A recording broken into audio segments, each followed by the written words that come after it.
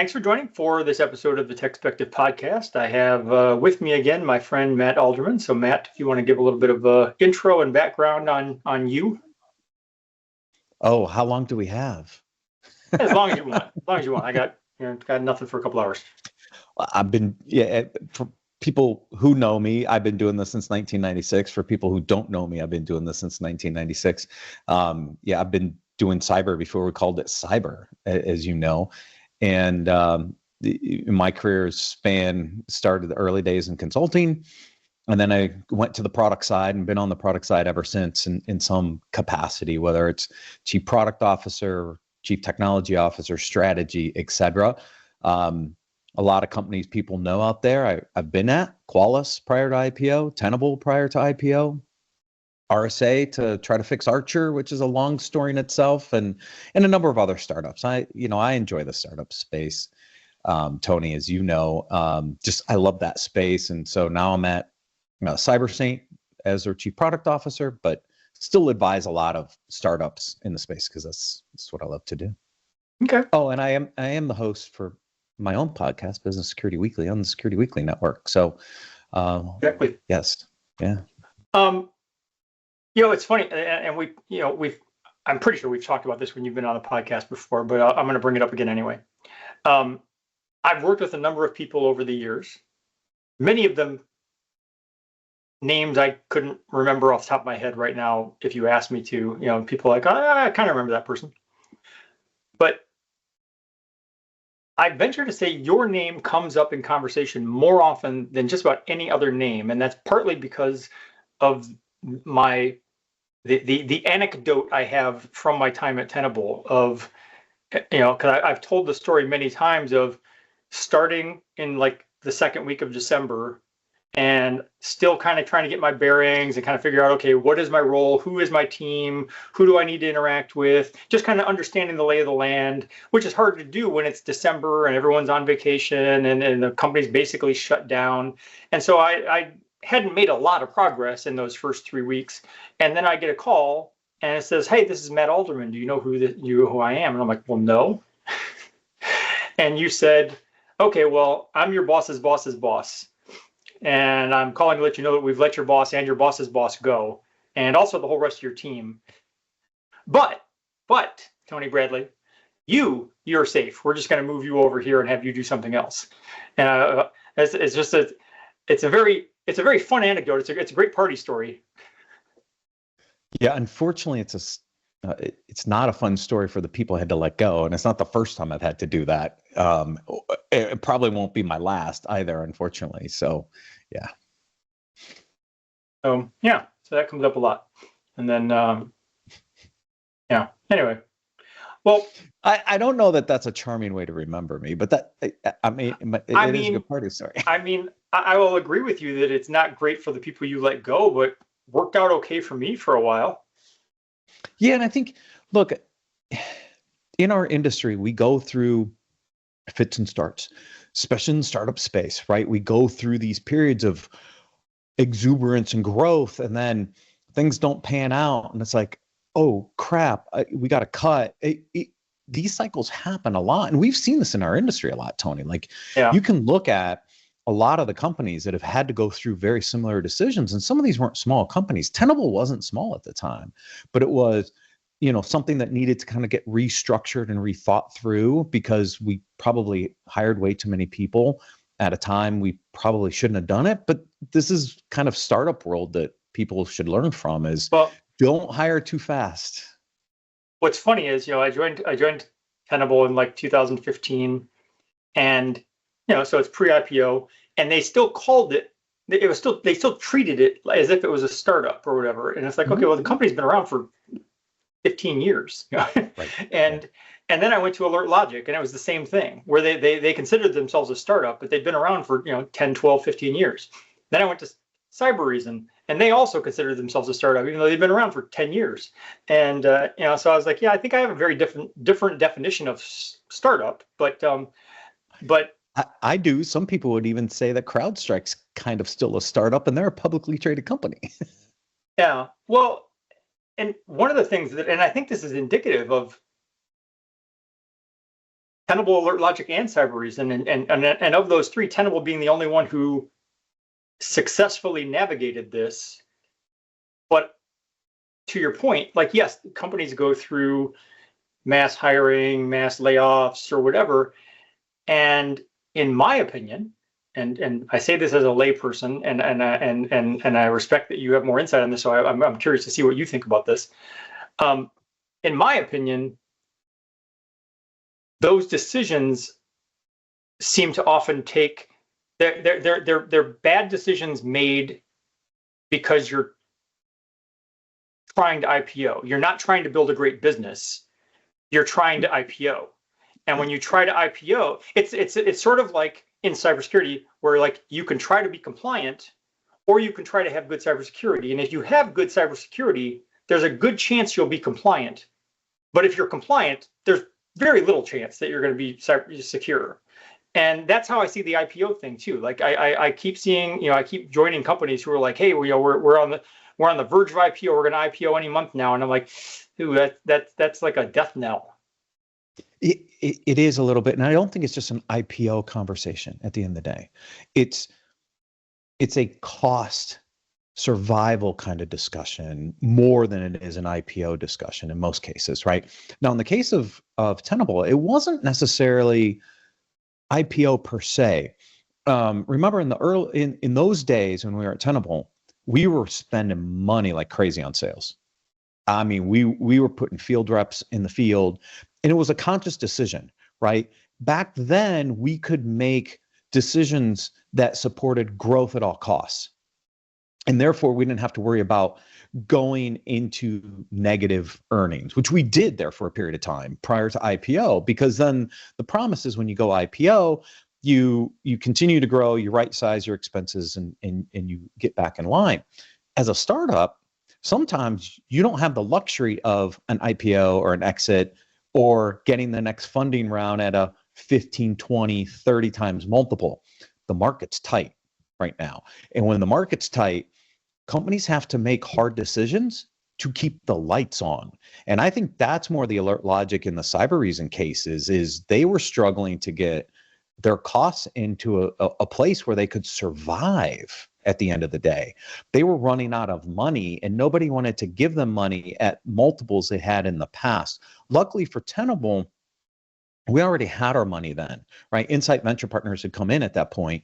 We were already on this path of getting ready for IPO. So that decision there actually wasn't as much about getting ready for IPO. It was about trying to streamline marketing, because we had 3 marketing teams, and it was pretty crazy back then. And we were trying to consolidate and streamline some things, which we partially did. We didn't get all the way there, but these layoff decisions for some companies it's a survival decision more than it is anything else. Yeah. Yep. Well, so let's talk about kind of the current lay of the land, and kind of like what we're seeing out in the world. And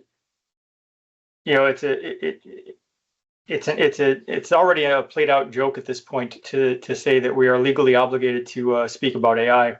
But that is the reality, and the thing is, it was the reality even before ChatGPT, because all of cybersecurity already was AI, ML, AI, ML, AI, ML. That's all we talked about was Agreed. AI. Yeah. So it's not new.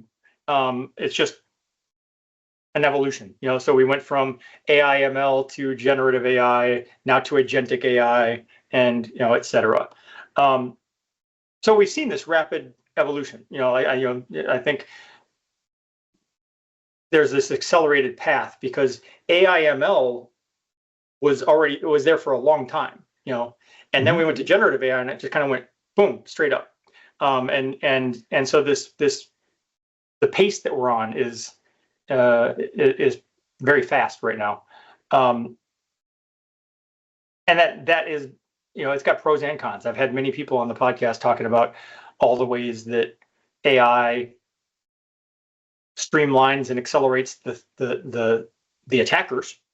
So now we've got an AI enabled threat landscape, and then on the other side, okay, well, what can we do in terms of baking AI into our tools so we can defend against that better?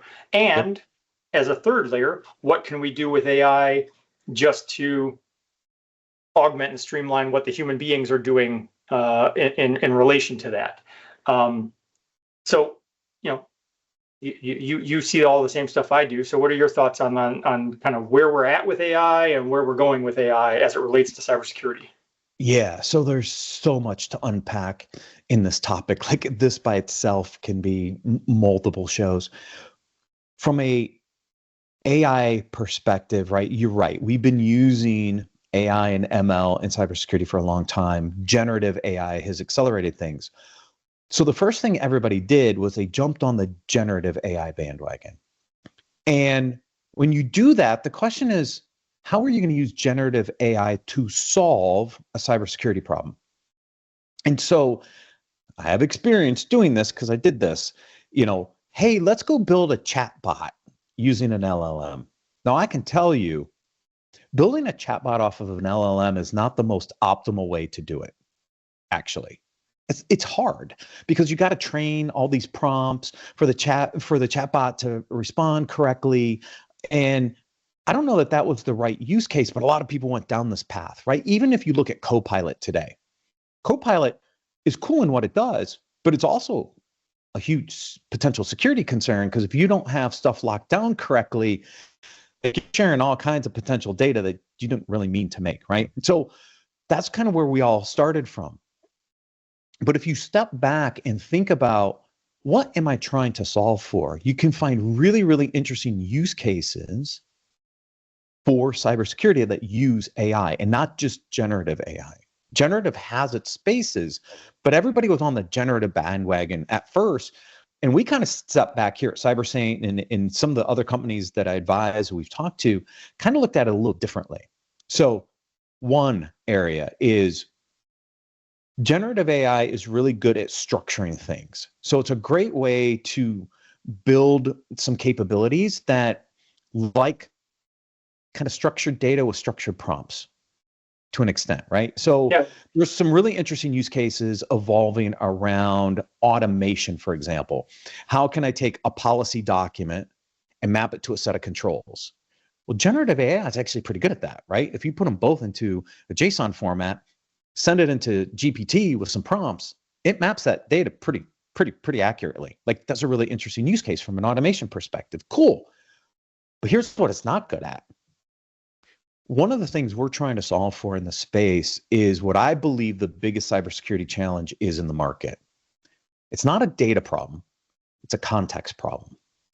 We have plenty of data, right? We have so many tools and so much data. The challenge is how does that data relate to each other? Generative AI is not really good at understanding the relationship of that free-flowing data, for example. So how do you address that problem? Well, there's other AI techniques like graphical node networks that allow you to structure that data and the relationship of that data that you can now run machine learning algorithms on top of to actually do some really interesting analysis of that data and pull some really interesting nuggets out. It's not using generative at all. Now, it might use generative for a little bit of the data formatting, but that's AI and ML driven without generative in the equation at all, right? And so that's some of the really interesting evolution of AI that I'm starting to see. I've seen really good use cases of generative in phishing simulations to use generative AI to craft more targeted, sophisticated phishing simulations to offset what we're seeing from the attackers, which are very highly sophisticated. So I've seen some really interesting use cases on phishing simulation, but we're going to continue to expand. The next evolution of this is agentic and vision models that can log into systems, take screenshots of settings, for example, parse it and drop it on a set of controls. And that's going to use a vision kind of model to do that. Like there's some really cool stuff we can do as long as we know the use cases we're solving for and not just using AI generically with a generative AI slant to it, because Gen AI is not going to solve all these use cases. Right. Yeah, and without naming names, like, yes, I know that, like, you at one point were working on, a chat bot that then it was like, all right, well, let's make a generative AI chat bot. It's like, okay, okay, but that didn't enhance or improve what you were trying to accomplish. It just allowed you to put the words generative AI in your marketing tagline. Exactly. And that's the trap I think security vendors have to avoid is overusing the term AI when you can't articulate what kind of AI you're using and where it's solving problems, right? Because then we all just look like a bunch of fools. Right. We just slap AI on top of everything, just like for years we slapped zero trust on top of everything. And therefore, I was a zero trust vendor. Like, no. That's not what we should be doing. We should really articulate, like, how are we using artificial intelligence and all the different types of artificial intelligence to solve very specific problems. Yeah, exactly. And I'm not, and because I know I've had this conversation many times on this podcast, I'm not going to go into the entire thing, but just to reference it, I many years ago, at the RSA just before COVID, did a thing where I walked the floor to basically catalog the buzzwords and just try to say, okay, basically kind of kept a tick marks of, okay, AI, ML, full visibility, zero trust, whatever the buzzwords were. And the thing is, I've used that since then, and I need to update it and do it again. But I've used that since then when I'm working as a content writer, doing engagements with my clients, to say, I need you to explain to me what you do or what this product does. What is it? How does it solve something? And you can't use any of these buzzwords. And because I'm like, if you can't explain it to me without the buzzwords, then it's not real. Right. Yeah. So you need to be able to explain it to me without the buzzwords.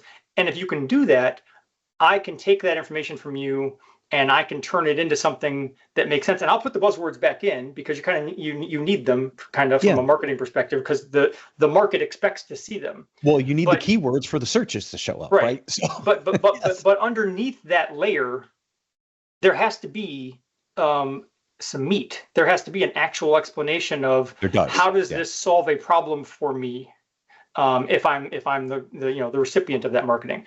But the other thing I was going to say in relation to what you were talking about, in all the ways that generative AI works, is that I look at that like the healthcare industry, where it's like, okay, so you go to your general practitioner, and the general practitioner knows a little bit about a lot of things. I mean, he knows kind of head to toe. All right, I generally know how the human body works.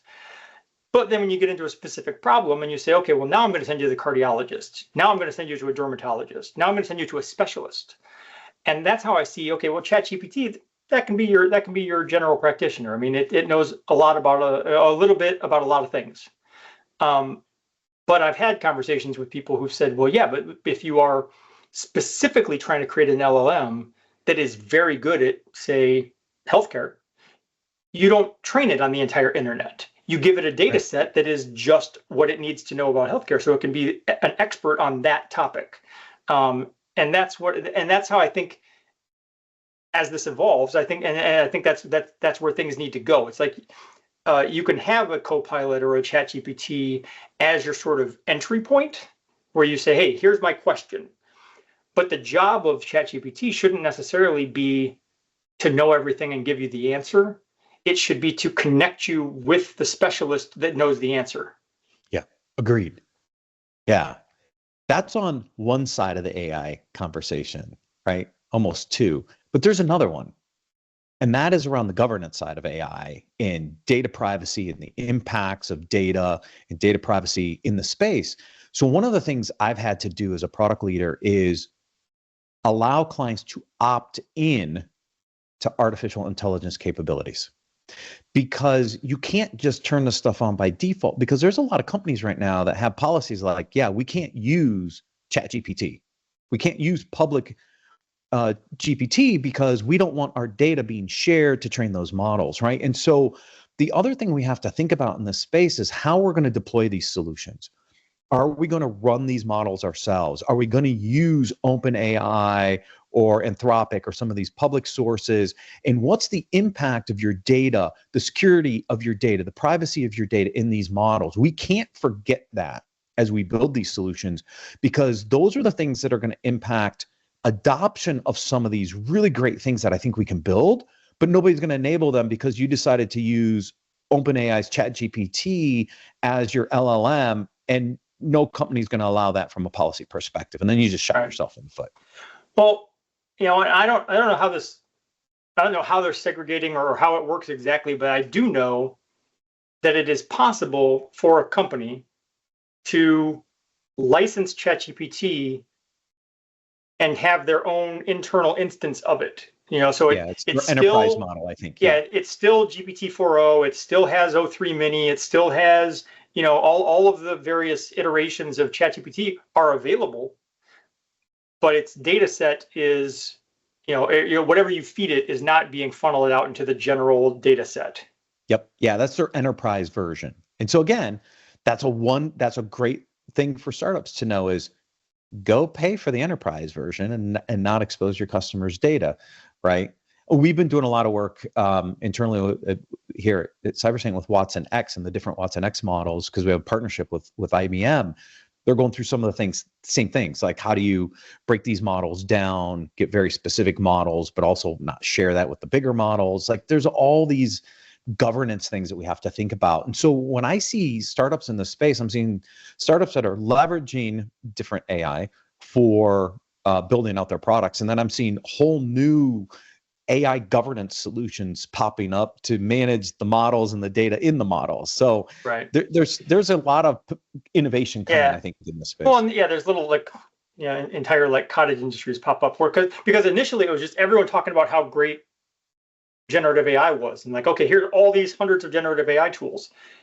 And then, as we do in security, then after the fact, someone came along and said, oh wait, we also need to secure that.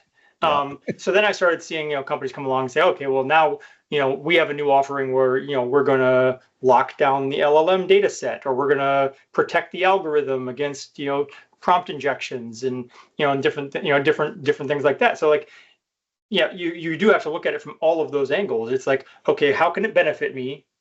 How can threat actors use it against me? And then also, how do I protect the actual AI itself? Yeah.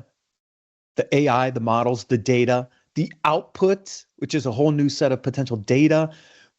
If you think about the industry, and some of the things I talked about years ago when I was at Tenable, app user data, we still don't do a very good job with data protections in general. And yet here we are wanting to take all that data. We don't know how to protect really well because we haven't inventoried and classified it very well. We just did a say easy, do hard segment on this on Business Security Weekly last week as part of President's Day.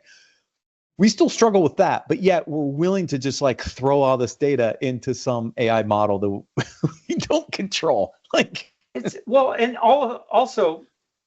this is a very cynical view of the whole thing, but when it comes to data breaches, I get a notice, hey, XYZ company you've done business with has been breached. I literally don't care anymore. And the reason I don't care is the information that matters has already been breached. It's already on the dark web. I can't do anything about it. My name, my birth date, my social security number, my driver's license, it's all out there. It's out there. And those things aren't changeable. My driver's license number is not going to change until I, leave the state. My social security number is never going to change. So I can't do anything about that. And so I don't really care that much about those things.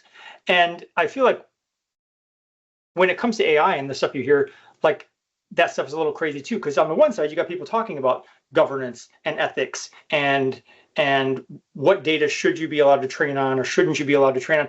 Meanwhile, over here, you've got, stories that just came out last week or whatever, that Meta trained its data set on a dark web database that has all the pirated copies of every book ever written. And then they I don't know all the details, so I'll just preface with that. But as I understand it, they then defended their position by saying, well, we didn't go steal anyone's stuff. This was just available on the internet. I was like, okay, you cannot make a legal argument that because the pirated information was available to you on the internet, that makes it okay. And these are the same people who, or not the same people, but the same level of people who got their knickers in a twist over DeepSeek possibly having, leveraged the ChatGPT data set and saying, hey, you stole our data set. And it's like, you stole the data in the first place. Are you literally going to complain that someone stole your stolen data? Right. Yeah.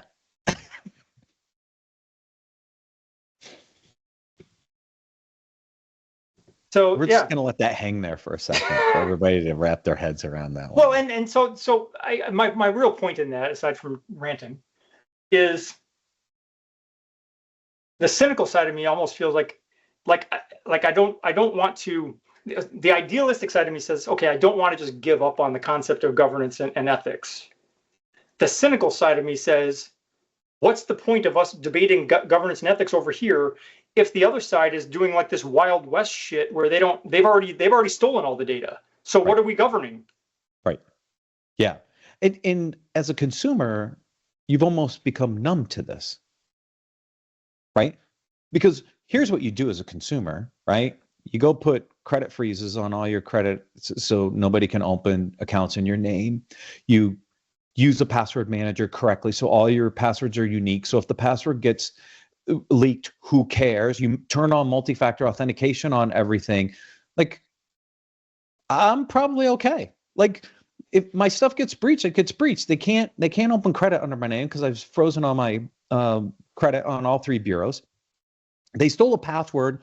Fine, I can rotate that password, or it's got multi-factor authentication anyway. So that's only one part of the equation. Like, yeah, if you as a consumer do those basic things, you probably don't care. And so then, does that create that numbness? Create kind of this culture within organizations to not care because the end users, consumers of their data don't care, and therefore it's okay to just throw whatever you want, wherever you want, because nobody cares. I think that's a dangerous, very slippery slope to go down, but we might already be partially there.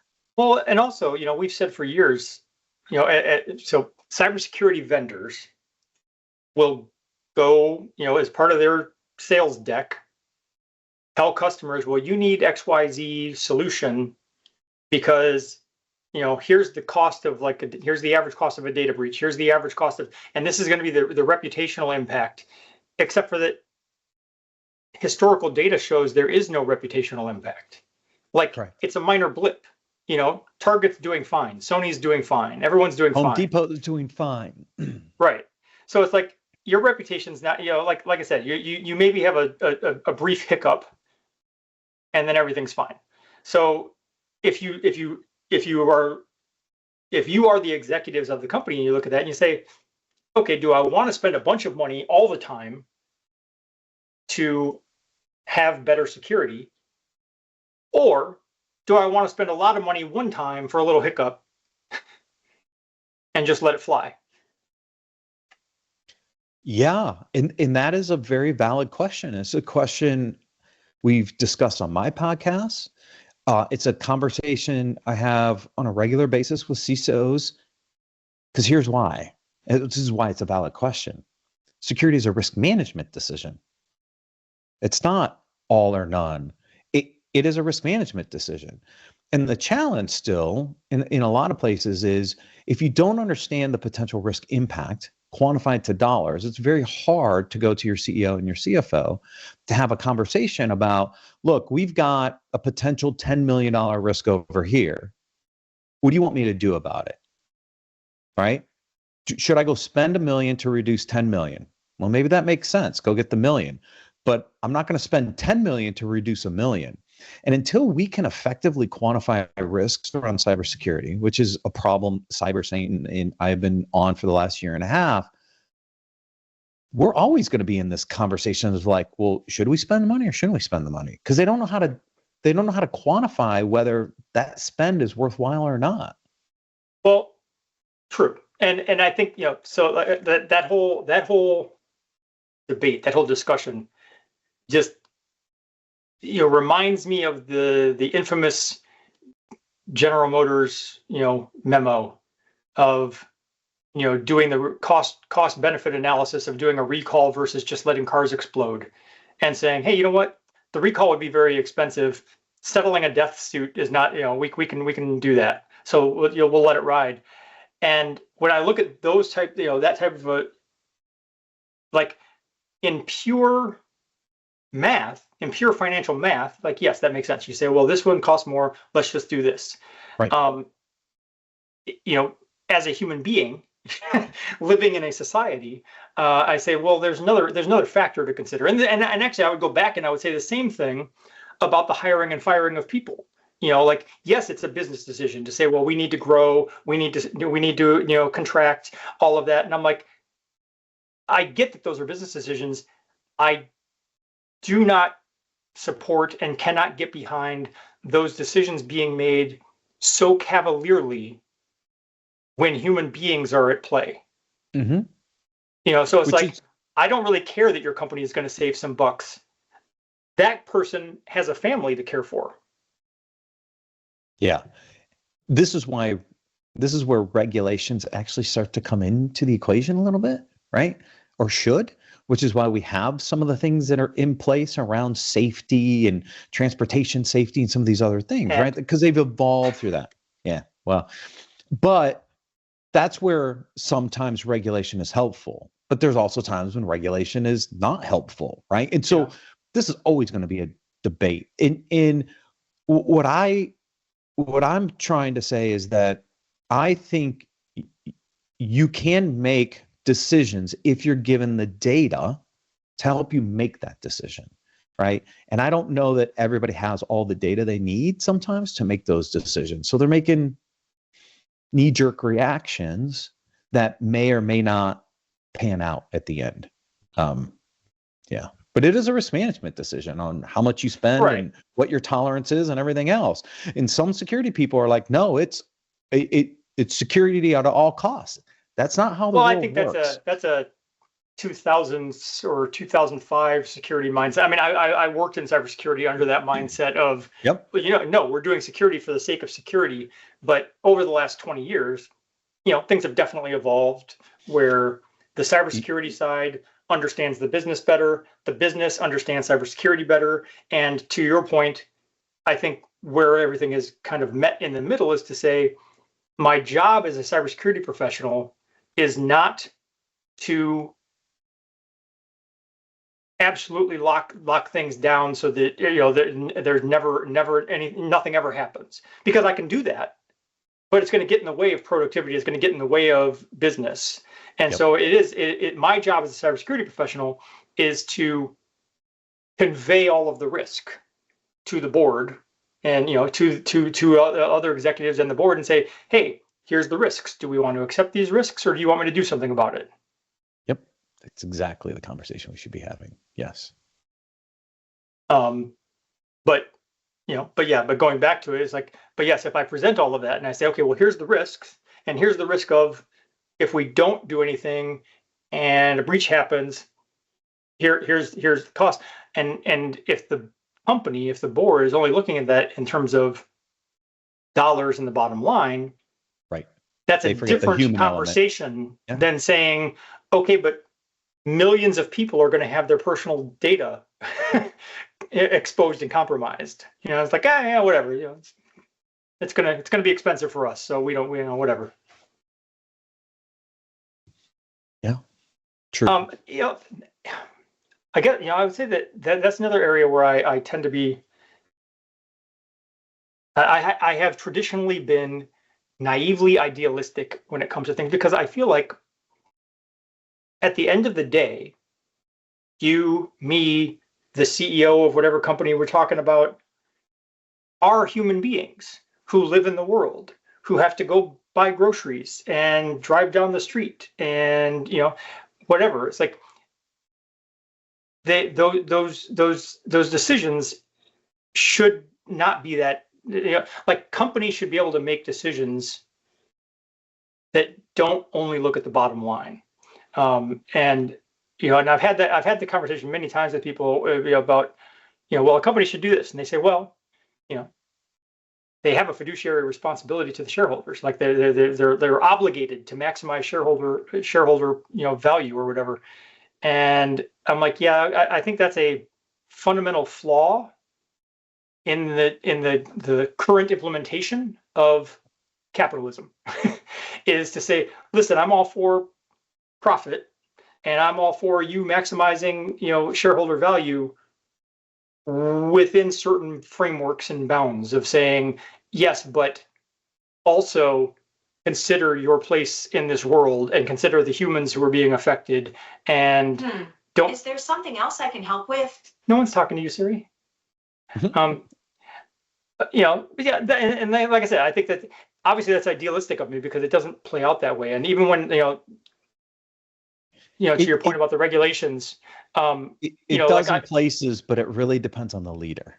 It does. It does. I mean, it does. It depends on who's running and their moral compass. Look, right. Moral compass matter. I'll give you one quick example. When we sold Control Path back in 2008, we had two suitors. One suitor was really only interested in my engineering team and me, and not the rest of the employees. The other company took all the employees, and because most people know this story, Qualys wanted my engineering team and me. TrustWave wanted to take the whole team.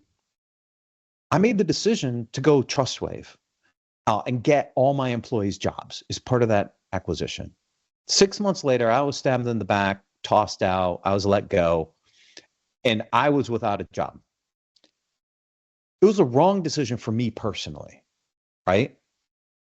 And eventually I ended up going to Qualys later with my engineering team, and we did a lot of work over there prior to the IPO. That takes a very moral compass person to actually make that decision, because I was out of work for, I think, 6 months, waiting for all the pieces to fall back into place. And that's hard. But all the rest of my employees, they had jobs. I could have gone the other way. I could have said, screw everybody else. I'm going to take my engineering team and me, and we're going to go to Qualys right away. And then all of them would have been looking for jobs for months. Yeah. And so, look, it's sometimes it's a leader decision, and you have to understand the impact of all your employees when you make these decisions. Yeah. And sometimes it's not easy. Well, agreed. And I was going to say, to your point about, why we have some regulations and stuff, that it's interesting to me that, on the one side, when we're talking about a regulation that already exists, there's often, people who will say, well, there's too much regulation. The government needs to get out of the way and, let business do its thing. And the expectation or the implication is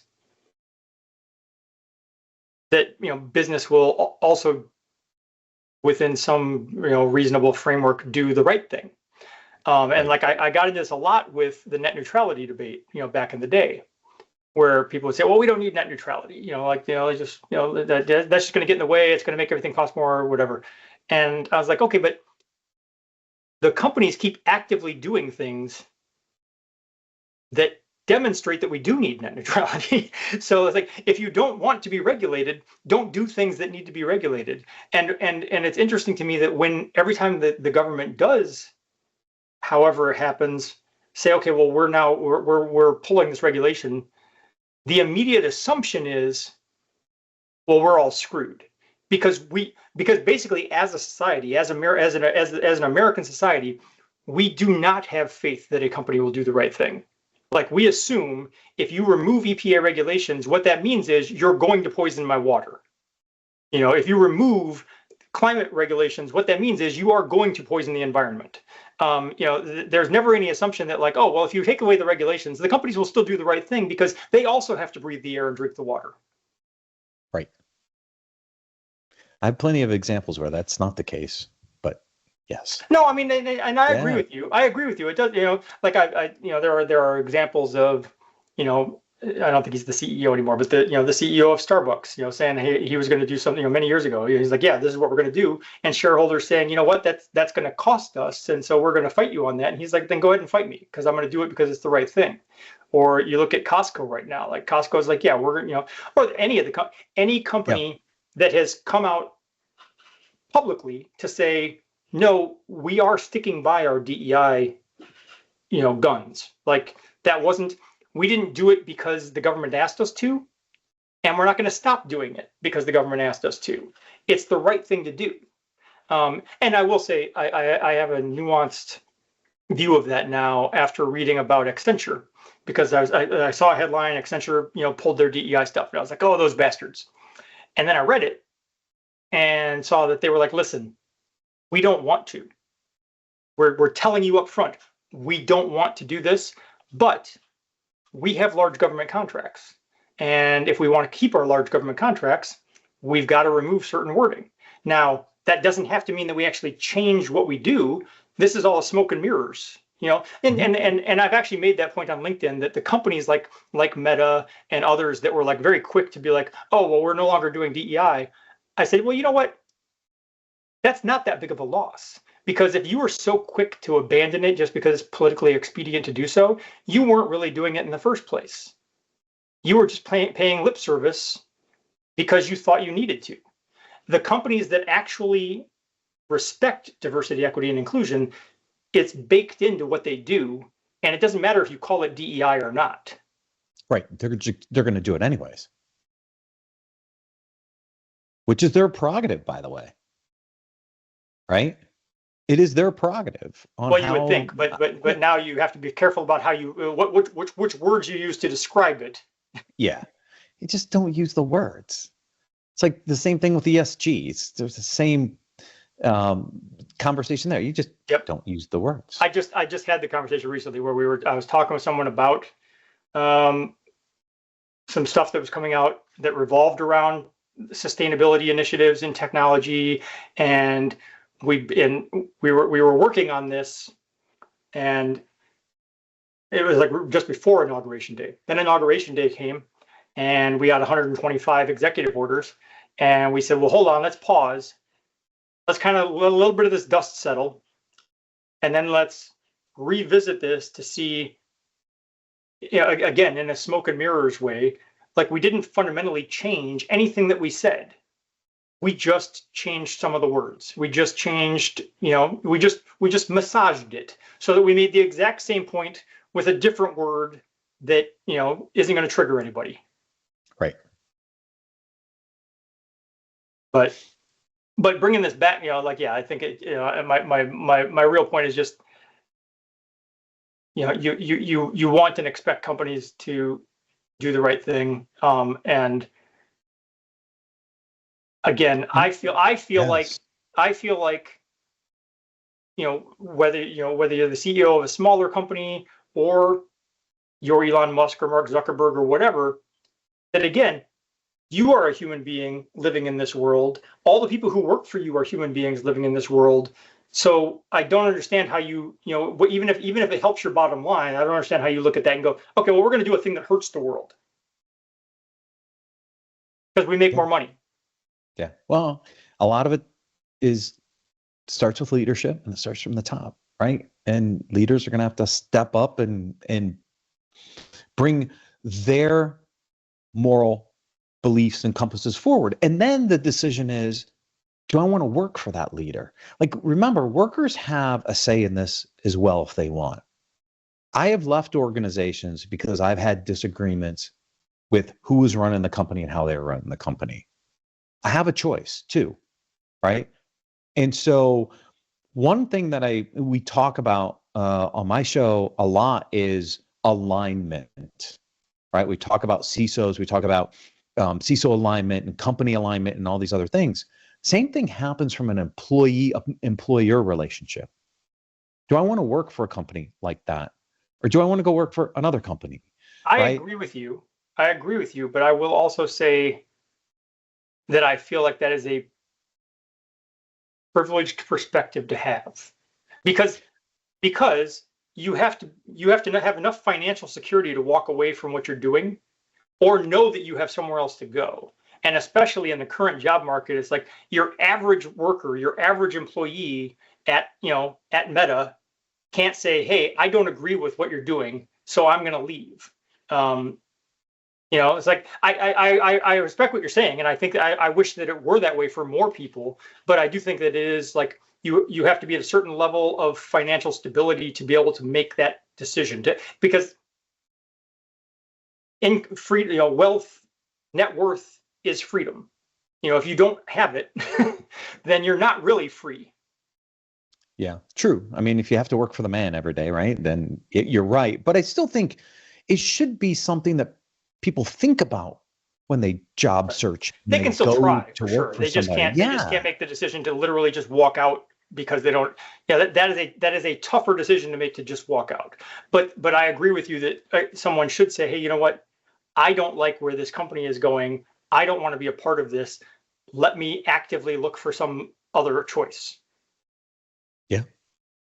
All right. So we've only got a few minutes left. I want to bring this way back and basically just ask you kind of, we started kind of talking about current events, emerging trends around AI and such. But I just wanted to ask you, like, from where you sit and all the things you've seen over the years, like, what do you think the rest of 2025 or the next couple of years looks like in terms of, not necessarily AI itself or whatever, but just cybersecurity, like what's on the horizon? Yeah, I mean, I see some very specific trends in my conversations with clients, CISOs, et cetera. And there are some very interesting things that I think we're going to see continue to evolve. Number one, I don't see budgets just fully opening up back to where they were in 2019, 2020, prior to the pandemic. Okay. I don't see those days. So that has an impact on a couple areas. Number one, it has to do with startups and how startups get funded and what kind of valuations they're going to get. That it's still going to be tight, in my opinion. And I think on the other side, we're not going to see budgets just continuing to increase and expand, where I can go buy any tool that I want and make it happen, right? And so that means a couple things. One, clients want to do more with the tools that they have.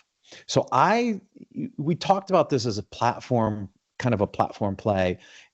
Yes, but not. I think you're never going to get to a single platform. But what you're going to try to do is you're going to try to do more things with what tools you have. And so you're constantly going to be looking to consolidate where you can from point solutions to pull functionality in, because you're going to try to optimize budgets still. I still think we're in that environment, and I don't think we get out of it in 2025.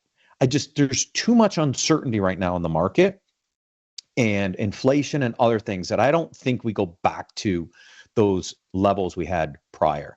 So that's one area, and I think people have to be cognizant of that, whether you're buying products or building products. Like that has to be something in the mix. I'm also seeing some really interesting trends around automation and gaining efficiencies, right? And this is where I think the AI conversation has a lot of potential, is to automate certain things that make you more efficient, which allows you to leverage your resources more effectively and maybe allow you to have some extra budgets in certain places. And so the automation story has been super strong for about the last 6 to 8 months in what I see.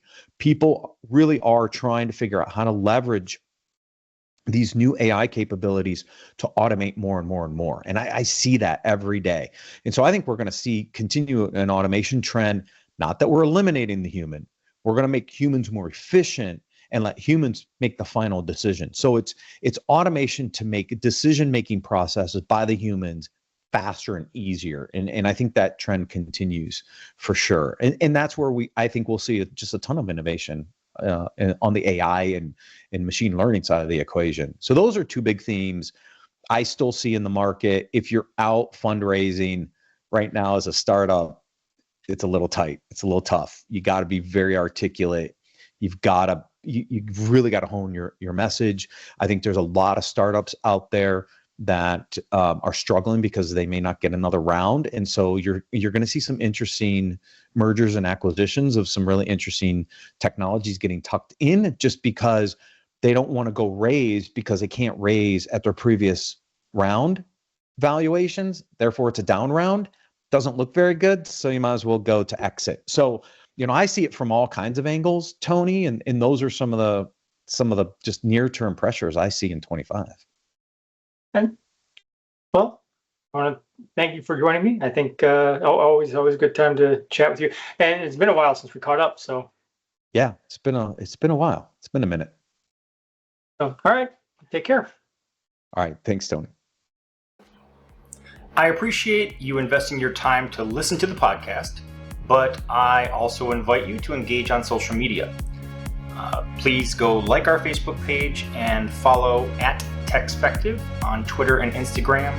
You can feel free to let me know what you like, let me know what you don't like, let me know if you love it, let me know if it sucks, and let me know what products you'd like to see reviewed or what questions you'd like to see answered in future posts.